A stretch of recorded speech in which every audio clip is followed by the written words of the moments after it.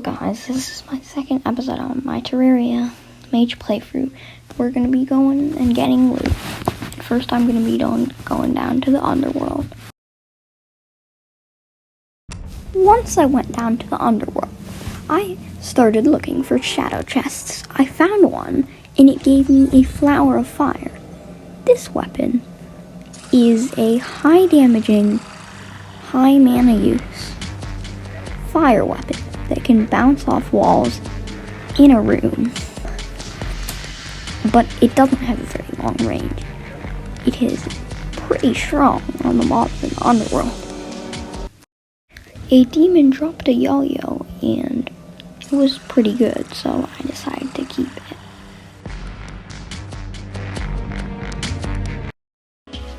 I then decided to start looking for the hive to fight Queen Bee because I thought I was strong enough to fight Queen Bee and I would like some of those resources for the wall of flesh, but I couldn't find the hive.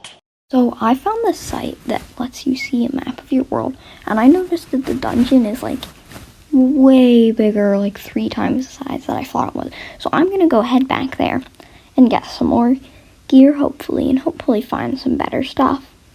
So, yeah. I began heading over to the dungeon to gather up some more loot and hopefully get some better mage weapons there.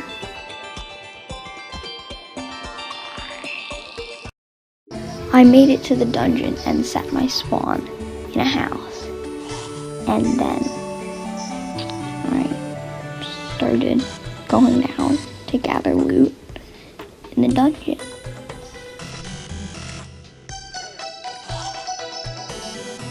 Found a gold chest, but I did not have the key, so I could not open it. So I had to go and find another key. I had died from spike traps quite a lot, but this time I fell down and then placed blocks fast enough that I survived with 56 health. I found a key for the chest from earlier, and it had an aqua scepter, but it was slightly better, so it was a decent improvement. I managed to get this mace called the Blue Moon, and it had a high damage. I decided to use it sometimes, even though it's not a mage weapon, but not very often. I went back down to the underworld, and I was just working on my arena when suddenly a demon dropped this demon scythe, and it is very good, so I am most likely going to use it in the wall of flesh fight. I've seen lots of people use it in the wall of flesh fight. It does high damage. It's really quite good for the mobs in the underworld.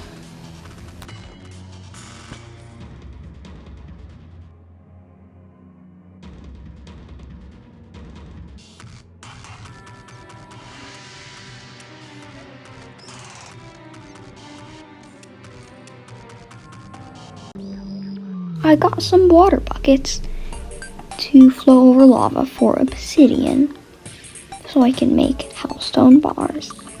And then I got an obsidian skin potion and went down and mined lots of hellstone until I could craft some tools.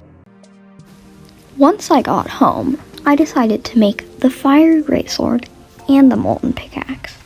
I would use the fiery greatsword to make the Knight's Edge because I already had the Muramasa and I could craft the Light's Bane. So I would need to go into the jungle and get a blade of grass.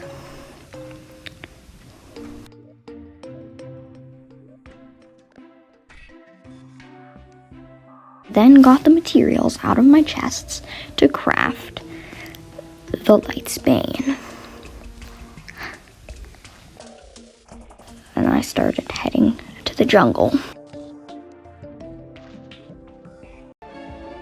I made it to the jungle and I started looking for stingers and jungle spores, which is what I needed for the crafting recipe.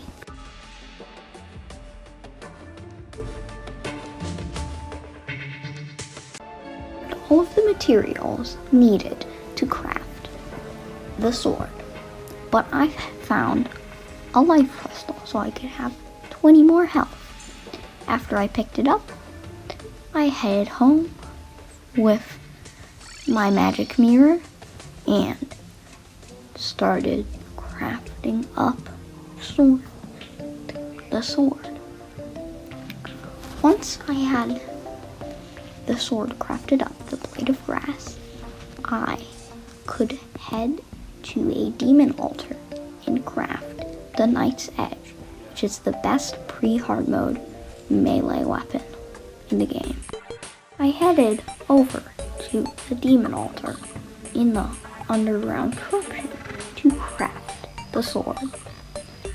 You may be wondering why I am crafting a melee weapon, but it is because I want something to use when I run out of mana, so I can still protect myself.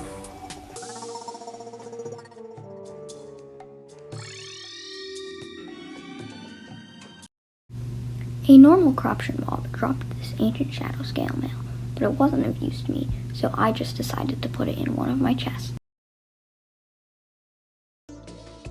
That is going to be the end for this episode. I hope you enjoyed it. We made lots of progress. Got the best pre-hard mode melee sword. Got some new mage gear. Got some molten stuff. And we got an ice pylon. So it was a very good video for progress. Hope you enjoyed, and goodbye. Thanks for watching.